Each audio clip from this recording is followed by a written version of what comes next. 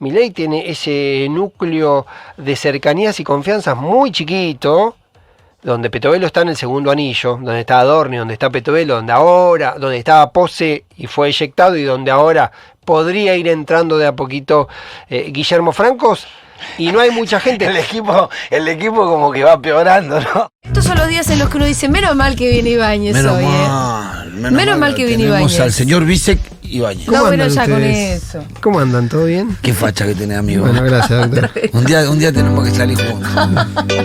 Sí, después ¿Estás soltero? Después terminó todo rayado. No sé si le gustaba a vos. No estoy soltero. Vos no sabés. ¿Me preguntaste? Entonces no sabés si le gusta o no le gusta. No te metas en... No, es una conversación que podemos tener en algún momento. Bueno, listo.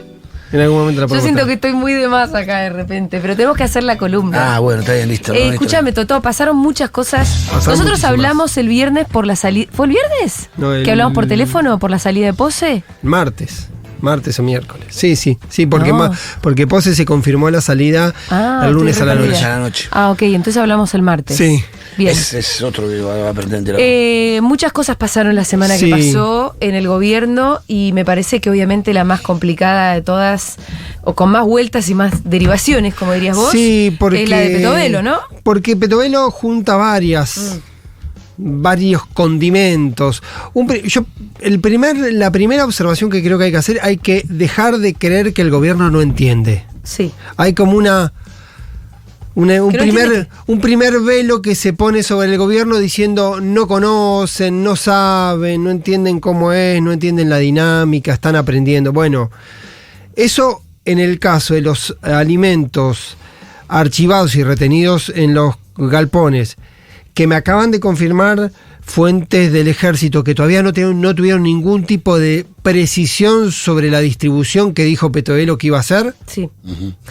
Aparte, es el primer punto. Yo quiero hablar de eso un poquito, si me permite, ¿no? Sí, claro. Es imposible que después de haber desarmado todos los centros de referencia del país tengan la capacidad de poder distribuir la mercadería ahora en este momento.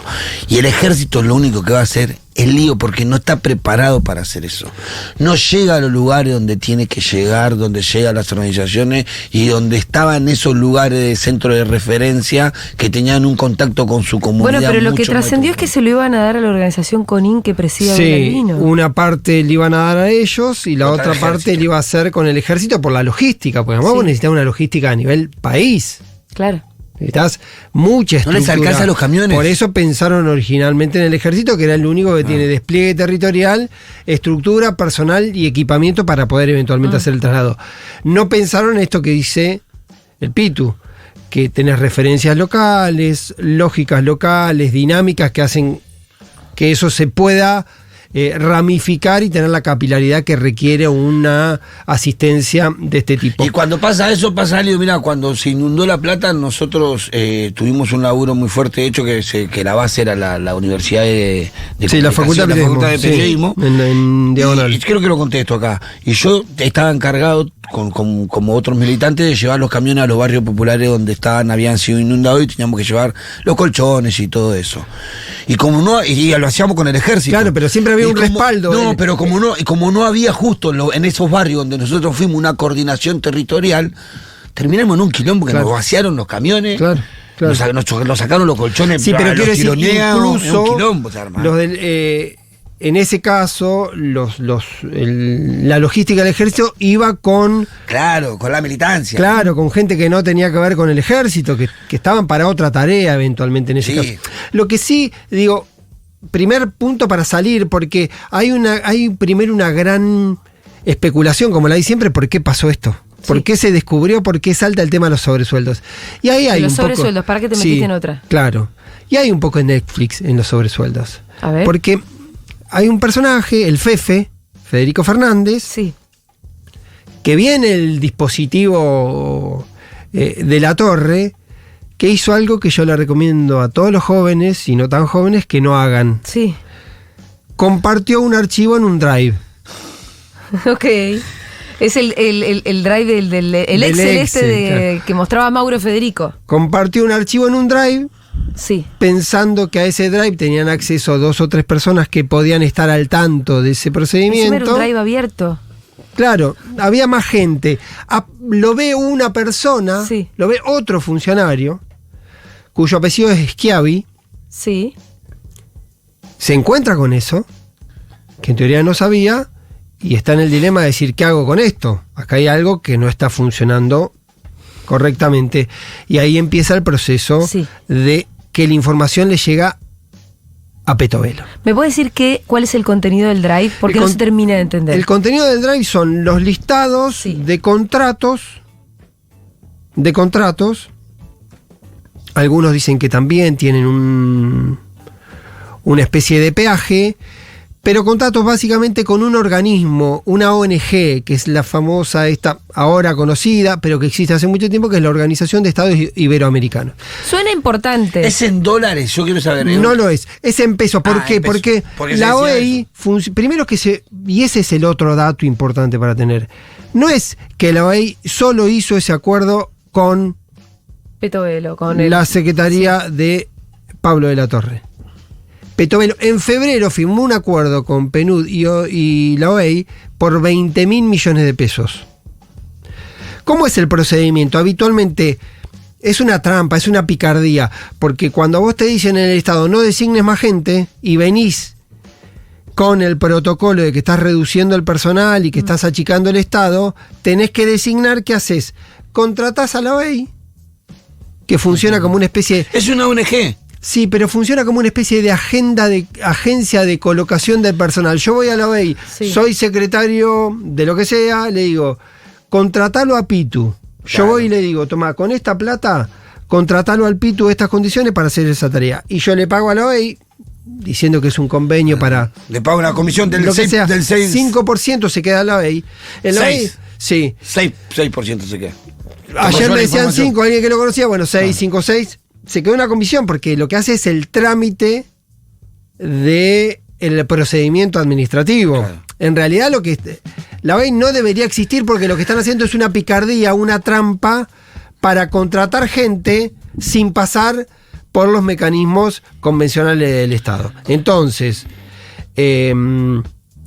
yo le doy guita a la OEI para que contrate. Ese es el listado. Esos listados... Sale plata del Estado. Vamos a hacer Claro, bien claro. clarita la triangulación. Eso quiero decir. La plata la pone el Estado Nacional. La plata la que pone el Estado contrata a esta organización ONG. para que a su vez contrate a Para otra que le gente. pague a otra gente, Para que a través simplemente. Entonces lo que hace el Estado de esta manera es ahorrarse, poner la firma. Se sobre ahorra todo. dos cosas. A ver qué se ahorra. Se ahorra los controles, porque Sí. al ser un organismo externo ya no controlás qué es bien, qué es lo que pasa. Sí. Y lo otro que hace es... No están los contratos ahí en las oficinas de. y vos no sabés quiénes son, porque no es personal del Estado, porque es un Claro, contrato por con afuera. por afuera. Sí. Tampoco a veces sabés los montos.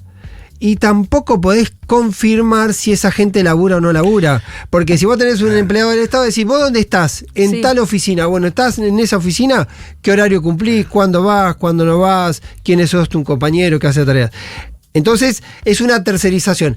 Hay una explicación, si se quiere, blanda o amable o blanca, que es, como el Estado muchas veces tiene limitaciones para contratar y muchas veces el Estado trata y tarda, mejor Sí. dicho, en contratar y pagar. Hay gente que hace 4 o 5 meses que estaba laburando sin cobrar, se les pagaba a través de la OEI. Era Porque el la mecanismo. burocracia propia del Estado que tiene que ver con los famosos controles, que es verdad que tiene que el Estado. No, y en este tener- caso particular, porque si vos estás diciendo que estás echando gente, Bueno, no podés sí, ni hablar. contratar ¿Puedo gente decir por otro algo? lado. La OEI, ¿cuál es la diferencia entre la OEI y el movimiento Evita? Una está en Madrid y otra está en Nada. la Boca. Y que unos son morochos y los otros son blancos. ¿Por qué es lo mismo? ¿Sabés Es qué darle está- plata a otro. Está. Acá no hay intermediario. Entonces Sí, la OEI. hay un... Es lo mismo, es Es lo una mismo buena de lo que se le pregunta, acusa bueno. si querés hacer Pará, un y breve... los contratados estos de la OEI son los rugbyers. Claro, es la lista de rugby, por eso digo, el drive tiene esos nombres. Una de las cuestiones que hay que verificar es si la gente que aparecía en esas listas Cobraba efectivamente esa cobraba plata. efectivamente, Y si trabajaban algo. trabajaban algo o si era una especie de prestanombres para pagarle sobresueldos a funcionarios o pagarle sueldo a funcionarios que todavía no hacían designados. Claro. ¿sí? Bien. Entonces, el mecanismo ya es oscuro. ¿Y qué quiero decir?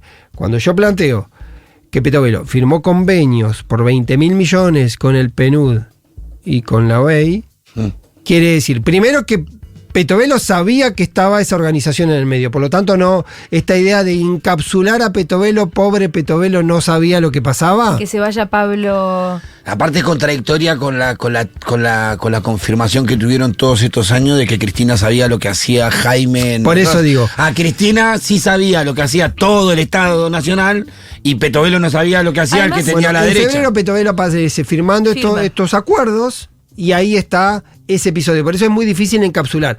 Por eso digo también que hay cierto estado de pánico. ¿Hasta dónde llega porque esto? Todavía no hay Excel que estén circulando, pero eso no era exclusivamente de esa secretaría. Es una dinámica que se repite en muchos lugares. En algunos lugares, insisto, para no ser injusto, puede ser que lo hagan para pagarle un técnico que todavía no lo designaron y está haciendo el laburo. Ahora, si te guías por lo que viene ocurriendo con Petovelo, con la cantidad de negligencias, ineficacias vinculadas a la gestión, tampoco eso está funcionando a la hora de resolver problemas si vos querés designar y poner gente a laburar que todavía no esté nombrada. ¿No se contradice un poco con lo que empezaste con la columna diciendo basta de decir que este gobierno no sabe? No, bueno, por eso digo, hay negligencias, hay ineficacias y hay errores monumentales. Lo que quiero decir que no puede ni desconocer que existía este mecanismo, ni tampoco atribuirse a 6 meses de asumir que todavía no sabe cómo funciona el sistema.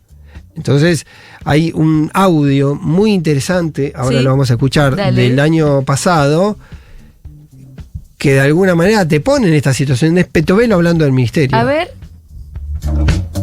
Javier me dijo si quería trabajar en un posible futuro Ministerio de Desarrollo Social. Me dice, ¿por qué no le ponemos al ministerio, ¿te gusta el capital humano? Le dije, me encanta capital humano porque a mí también me gusta Gary Becker. Le dije que sí porque no pensé que iba a llegar tan lejos como está llegando hoy. Lo que yo no sabía es que en el Ministerio de Capital Humano iban a estar 4 ministerios en uno. Esta es la única entrevista que dio ella, además, hasta lo que tengo entendido. Acepté porque pensé que no iba a ganar. Y nunca pensé que iba a ser tan grande. De hecho, mega ministerio. Lo que dicen ella es que ella misma dijo, Salud no me lo des. Salud no lo metas acá también. Ahí ocurre otro procedimiento que es los tipos que conocen o los tipos que tienen algún despliegue o iban a Capital Humano, como fue de la Torre, con expectativa de en algún momento convertirse él en ministro de Desarrollo Social y quedarse simbólicamente con Petovelo arriba, pero él manejando el área, ser un ministro por más que su cargo sea de secretario. Después te encontrás con tipos que, si tienen algún nivel de prestigio, rodaje y demás, no quieren estar abajo de Petovelo.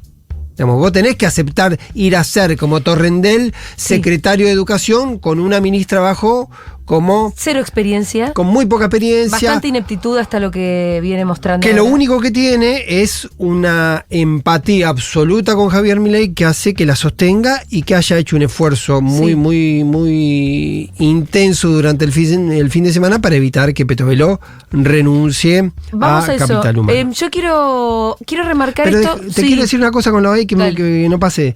La OEI... Mariano Jabonero es el secretario general, tiene sede en Madrid, pero hay un personaje bastante conocido en la Argentina, que es el número 2 de la OEI, que es Andrés de Lich. Ajá. ¿Te acordás de Andrés de Lich? No. Andrés de Lich fue ministro de Educación de Fernando de la Rúa. Ah, mira. Formaba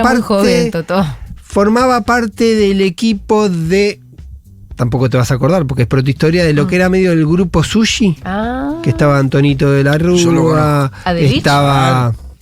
estaban ahí, estaba Lombardi estaba de la Rúa, estaba como es el... Colombano era...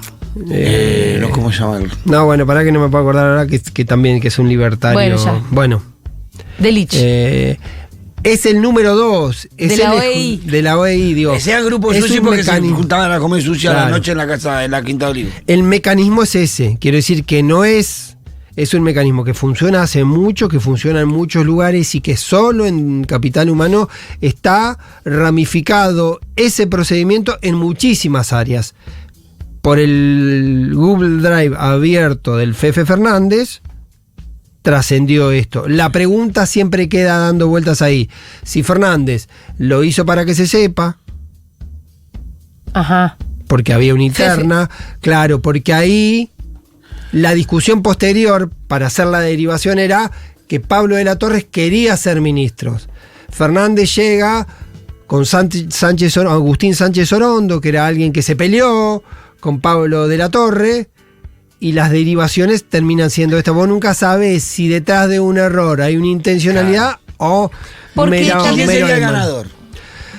En el caso de conocerle y destaparle el procedimiento que lo hiere a Pablo Fernández, puede ser un pase de factura de ese espacio de una interna. Si le hiriera a Petovelo, ya podemos pensar que los Caputos serían uno de los ganadores de toda esta movida. Lo que uno puede presumir a simple vista es que este mecanismo, Petovelo no podía estar al margen. No quiero decir que lo conozca quiénes eran los tipos, pero que existía este mecanismo. Por ahí le dijo: che, Sandra, este es el procedimiento para pagar a la gente que vos no querés designar o que vos no podés designar. ¿Puede ser eso? Dijo ella. Puede ser.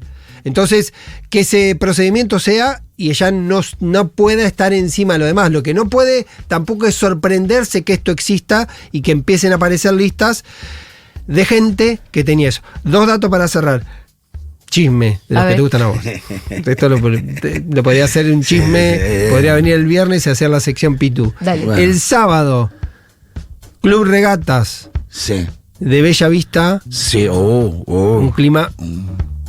Que es donde juega la alta Salle. sociedad, alta sociedad. Es donde está el equipo ese. Donde aparecen muchos apellidos que están en esa lista. Entonces, alguien que estuvo ahí, que es de San Miguel, me estaba contando que había un clima muy complejo. terrible, porque además se empiezan a mirar todos. Y se empiezan a mirar a sí mismos como planeros. ¡Son unos planeros! Y te agrego un dato más porque tengo algunos amigos porque en San son Miguel. ñoquis, no son planeros, porque los planeros trabajan. Claro, son sí, ñoquis. por eso digo, puede ser peor. Y te agrego algún dato más a ese chisme porque tengo amigos en San Miguel y algunos se enteraron cuánto cobraban otros y cuánto cobraban ellos. Exacto. Y dijeron: ¿qué pasó acá, muchachos? Porque en muchos casos, ¿Cómo que te cobraban 2 veces más que yo? En muchos casos era gente que laburaba y en muchos otros era gente que, en teoría, lo tendrá que verificar la justicia, no trabajaba y era como una especie de pasamano para que cobre otro, para que un funcionario... O devolvía una parte. O tenga un sobresueldo, entonces dice: esto va a ir de sobresueldo para vos, queda una parte acá y la otra tiene que ir para aquel mecanismo. Así que esa historia también tiene esa derivación. Volvamos a la defensa de Petovelo. El fin de semana salió todo el gabinete así en una especie de... En malón. A tuitear. El de Cuño era directamente: Sandra Petovelo es una genia. O sea, lo mandaron a escribir y escribió eso. Es increíble que le haya salido eso. Desde adentro también se rumoreaba un poco que ella ya tenía ganas de irse a la mierda. Petovelo, desde antes de asumir, había empezado a renunciar. Petovelo renunció. Es que pensemos que ella fue productora de Luis Majul, o sea, ese es su currículum. Sí. La declaración de no pensé que iba a llegar tan lejos. Bueno, pero ella renuncia una semana antes, cuando Milei confirma a Carolina Píparo en ANSES. Petovelo le dice: no, me voy. No estoy de acuerdo, y hace algo que es lo bloquea, hermoso. eso no lo contaste. Le bloquea el WhatsApp a Milei y a Karina. Qué fuerte. Y les da 48 horas. Finalmente se cae, como todos sabemos, se cae Píparo. Viene el cordobés Giordano. Y ahora termino un poco porque de los ceros, que es el que está hoy en ANSES, es el personaje que viene también conocido y puesto, sugerido, recomendado por Petovelo. ¿Por qué la sostienen tanto a Petovelo? Porque... ¿Por qué Milei necesita porque es empatía directa con Milei, porque Milei, como lo hemos dicho... Pero si ella se quiere ir, uno le diría: bueno, pero tiene eso, porque se montó a la aventura y porque... sale Petovelo, entra Adorni, sale... No, bueno, pero hay un dato que yo lo repito porque me parece que es sintómico. Pero además que es un banco de suplentes chiquito, ¿entendés? Vos tenés porque la gente... Se te cae un ministro, lo que haces es fusionar áreas, no ponés otro ministro, porque es difícil encontrar gente que acepte trabajar con Milei y gente que en todo caso tenga algún rodaje para ser ministro, porque vos podés poner alguna... primero que tiene que tener la confianza del presidente y segundo que tiene que, en todo caso, conocer algo y lograr algún nivel de respeto y conocimiento para llevar adelante algunas tareas, que es lo que no ocurre con Petovelo. Porque en el Estado tenés tipos de 20 años que saben hacer muchísimo, que saben mucho del manejo del Estado, que están de planta permanente y que no cualquiera viene a conducirlo. No, bueno. También es un problema eso. Schiavi es lo que se conoce como gubernamental, administrador gubernamental, que ha estado con todos los distintos gobiernos, empezó con Cristina, estuvo con Macri en distintos lugares de algún nivel de protagonismo, entonces este tipo se encuentra con eso y dice, che, esto no puedo hacerme el boludo si me llega hasta acá y yo lo vi. Claro. Entonces, tipo que conocen. Entonces, esa es la interpretación de que se puede haber tratado. Pero además te agrego algo a la situación de Petovelo. Primero, era una pobre productora de Luis Majul que por haber pegado onda con Milei termina adentro de algo que posiblemente ya no quería, que es un ministerio de 4 cabezas, inmenso. Claro, sí. Eso también es un tema. Para lo que claramente no estaba preparada. Digo, y esto es objetivo. Ella ahora está acusada de cometer delitos. Sí. Y ella me le puso una firma a unos convenios que van a ser investigados y que pueden terminar manchándola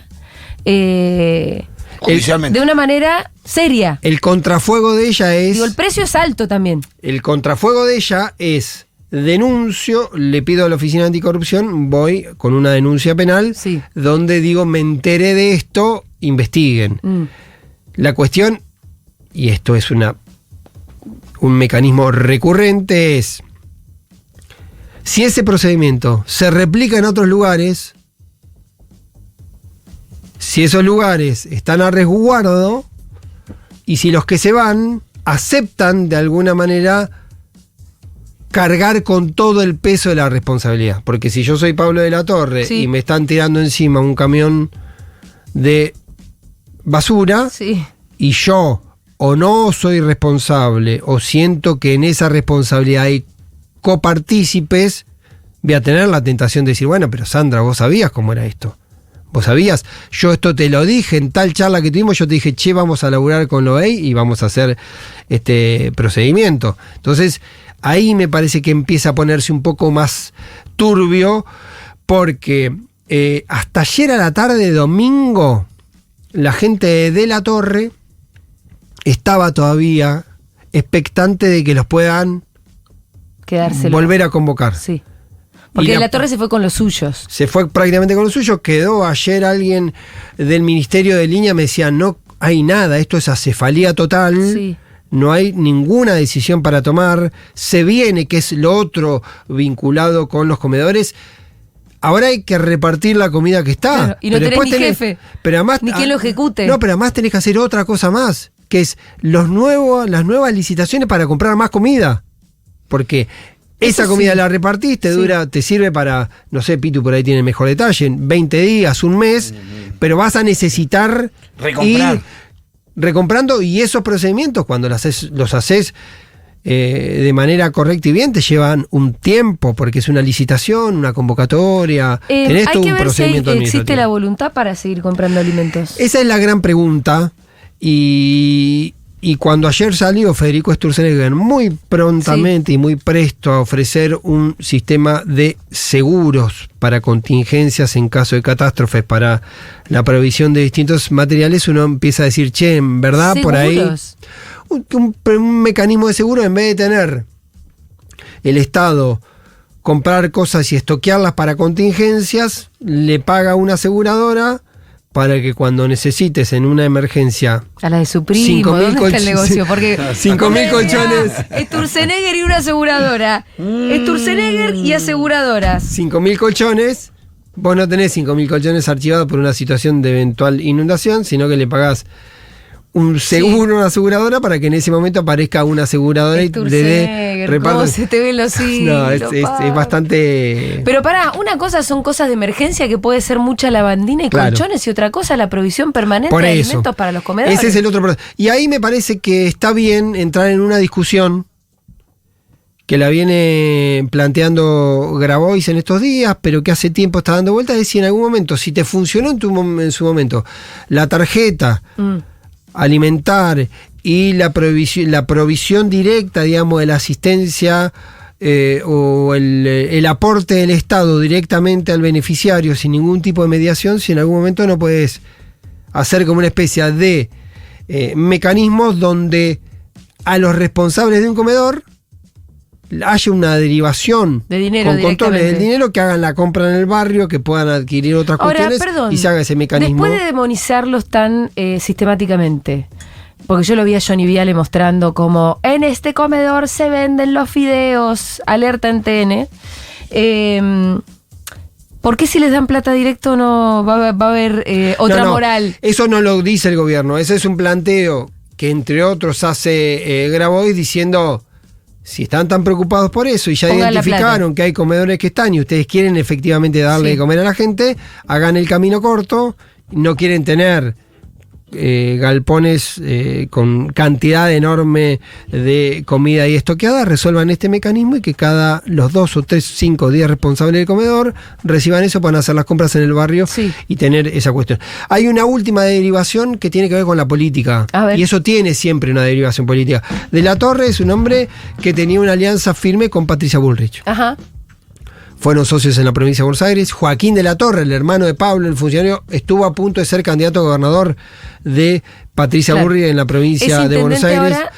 Ahora es senador bonaerense, es como el jefe político del municipio de San Miguel, en el oeste bonaerense. Donde está el club de rugby donde está Bellavista, es el epicentro, como la zona más top de San Miguel.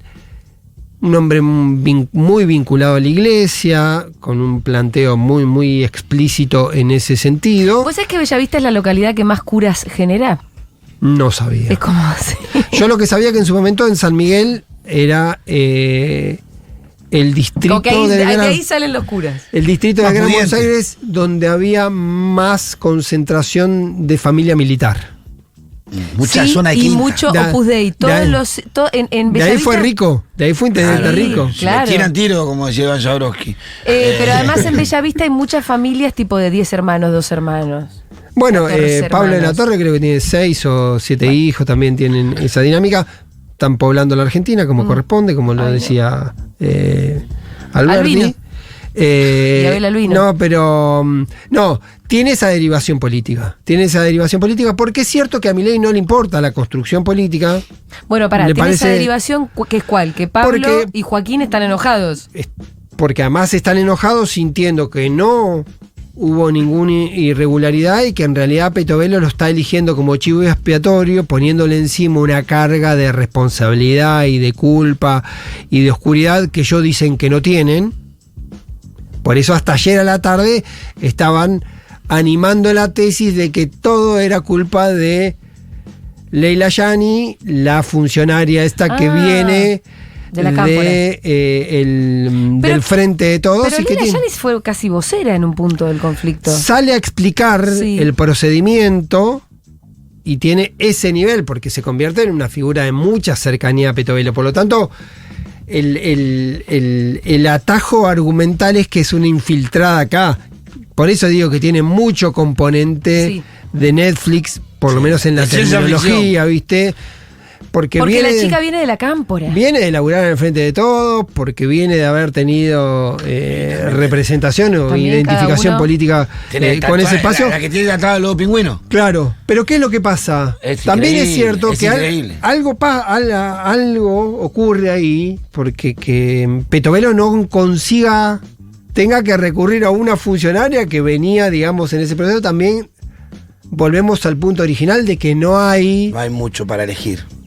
No tenía gente que conocía ni siquiera el procedimiento sobre esta administración. No, a ver, todos sabemos desde que empezó el gobierno que la vía para entregar tu currículum es Twitter. La regla que si vos andás bien ahí, si sos bueno en eso, terminás siendo ministro. Pero tampoco. Después también eso le ha permitido a algunos incorporarse al esquema de gobierno, pero en un rol que no tiene que ver con ser roles centrales, administrativo de gerente, secretario, subsecretario de administración de capital humano, digamos, el mega ministerio. Quiero cerrar con algo que la dinámica nos va llevando y nos arrastra, pero muchas veces he hablado yo de esta historia de los niveles de apoyo de Milei. Sí.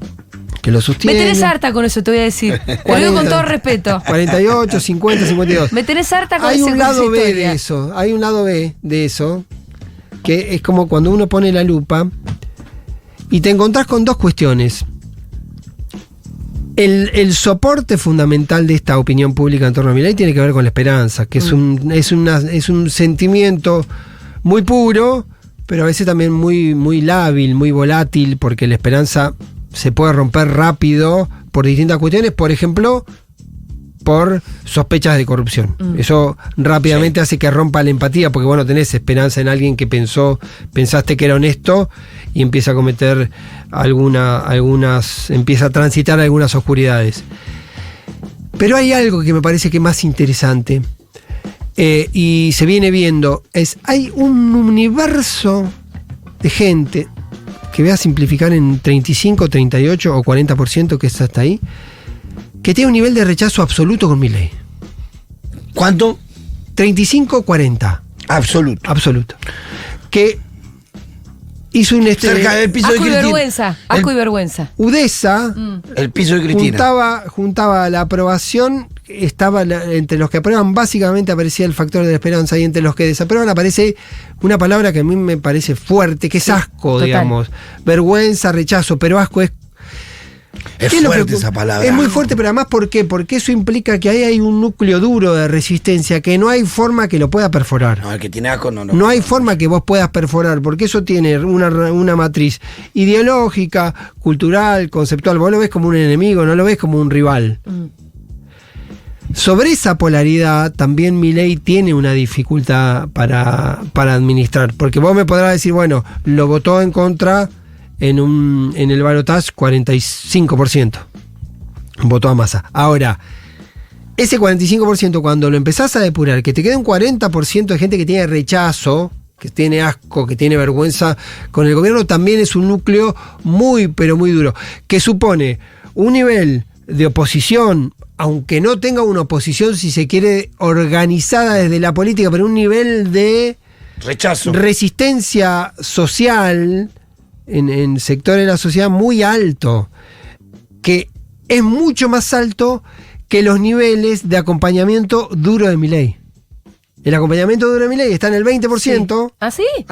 El duro, digamos. el fuerte, que no se mueve. El tipo que está totalmente mata convencido un que por Milei. él, sí. Después, por eso digo, la esperanza hay que está darle atada a tiempo. otro componente, es el tiempo, le podés seguir dando tiempo, podés pensando, te podés sacrificar, podés entender que recibió una mala herencia y que necesita tiempo para administrar. Pero el cruzado duro y puro de Milei es del 20%, es mucho menor. Entonces, digo, supone esta situación de un país como partido, un país roto, muy difícil de transitar, y también explica por qué Milei, que es consciente de esto, no hace ningún esfuerzo en generar empatía con ese sector. Al revés. No hace ningún esfuerzo, refuerza esa idea o agudiza esa tensión que pone esta foto. La foto, cuando veas esto que hacen las nubes de palabras, que te das cuenta cómo aparece, es bastante impactante por los volúmenes, y no me deja hacer ruido la idea del asco o de la vergüenza, que por más que tengas un periodo de bonanza económica, si es que existiese en algún momento, el asco no se te va. Ni siquiera eso, hay sectores sociales que suponen una oposición muy intensa a Milei, van a poder revertir o van a pensar en Milei como un posible voto, un posible gobierno al que puedan acompañar. Vos en la nube la vi en la nota tuya de ayer de Cenital, Sí. y esa nota la empezabas hablando del consejo que le dio Carlos Sí. Saúl Menem Sí. a Milei, que le dice a tus rivales, tenerlos cerca, o no me acuerdo cerca. cómo era. Algo que es todo lo contrario a lo que está haciendo Milei. Bueno, es interesante porque Milei, cuando hizo el busto de Carlos Menem, contó la anécdota de que cuando lo fue a ver a Menem Menem le dijo, vas a ser presidente. Y él cuenta, hace todo un recuerdo, diciendo que él le dijo que no, porque él no pensaba en la política, y que ahí esa reflexión de Menem lo hace pensar efectivamente en la posibilidad de ser candidato. Menem no para de cagar en la vida. Todavía sigue cagando la vida. Dice algo más en eso. De la muerte. Y lo cuenta Diego Giacomini, que ex amigo de Milei, que estuvo con él, junto a Mariana Fernández. Estaba Martín Menem en esa reunión, acá en la casa que vivió Menem en el último tiempo en Belgrano R. Y lo que cuenta Giacomini, que me parece que es interesante, es que hay una segunda parte de esa frase. Después de decirle que sos presidente, le dice, vas a ser presidente, pero te puedo dar un solo consejo: no te pelees con nadie, menos con tus rivales. A tus rivales los tenés que tener cerca. Entonces dice Giacomini, y es bastante... entendido muy bien, me parece. Es gráfico porque Giacomini dice, Milei solo se acuerda de una parte, que es la que alimenta su ego. Claro. Pero no toma el consejo, porque el consejo de Menem era justamente ese, salir a buscar. Sí. Y posiblemente... Era la forma en la que hacía política el turco, ¿no? Era la forma, y posiblemente lo ha logrado mayor o menor medida. El turco reelige con casi 50 puntos, 49.5, interpelando dos sectores sociales. Estaba la UCD y estaba el peronismo, recordemos un poco eso, porque eras una niña, pero... No, habiéndole dado algo a la sociedad argentina que fue estabilidad, y a una parte de la clase media un bienestar. Consumo. Pero rompía, por eso digo, atravesaba una clase social que parecía con mucha resistencia con el peronismo, y en particular con mucha resistencia con el primer Menem. Claro. Tipo que venía del interior, caudillo, digamos. Sí, pero el discurso también era... Bueno, pero... Viste que era la revolución industrial, el salariazo. Pero porque ahí pasa algo parecido a lo que hace Milei con el PRO. Menem absorbe a la UCD, desaparece la UCD porque se queda con las banderas o los conceptos o los principios y planteos de la UCD. Entonces algo similar está ocurriendo con el PRO. Milei y el PRO. Pero tiene que ver con esto. Me parece que son dos puntos. Yo empiezo la nota con la anécdota de Milei y la termino con la anécdota de la nube, porque evidentemente no hay ninguna intencionalidad de Milei de ir a buscar a otros. Él parece que se siente cómodo reforzando en un país roto. En un país donde hay gente que confía en él y que le tiene esperanza, y gente que siente desprecio o asco. Bueno, el otro día dijo, no, todavía no veo gente muerta en la calle. Si fuera así... Y además por algo me parece que también él captó muchísimo la subjetividad de la época. Es algo que hablábamos con Artemio. Sí. Que tiene que ver también con una hiperfragmentación de la información que a vos te llega. A todos los sujetos y todos los individuos nos llega, como estamos todos muy, muy adentro del algoritmo, es muy complicado el diálogo y la acción comunicativa en esta época, y ahí Milei entonces encaja perfecto, que es hablándole a los propios, disociándose mucho también de la realidad, inventando cosas. Sí. Y dándote mucha manija sobre tal vez algo que vos ya creías, ¿no? Sí. Como todo el tiempo confirmando un mismo sentido que él le da a su discurso. Sí. Aunque eso esté disociado de la realidad. Sí, y aunque... Digo, porque lo de capital humano, ¿viste cómo lo explicó él hoy? Posiblemente él termina detectando que hay sectores que quieren escuchar eso y le habla eso y sigue su propio algoritmo de alguna manera de entender qué es lo que pide su audiencia. Hoy a la noche asume Francos. Sí. Va a tener, si no me equivoqué, por ahí puede envejecer mal esto que voy a decir, pero va a tener a lo largo del día reuniones con 3 gobernadores francos. También la pregunta con Franco es si Franco representa una nueva etapa.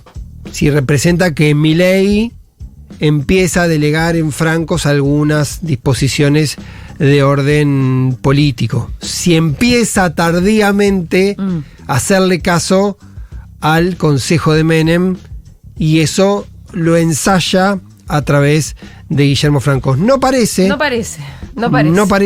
preguntas a mí, no parece. No parece por la naturaleza de Milei y porque hasta acá le viene dando resultado este perfil. Sí.